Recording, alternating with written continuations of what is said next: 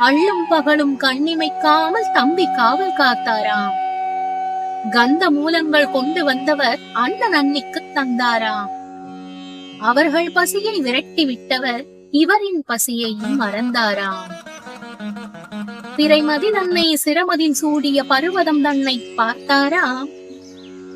தவந்தான் புரிய தனியே அமர்ந்த சிவந்தான் இம்மலை என்றாராம்.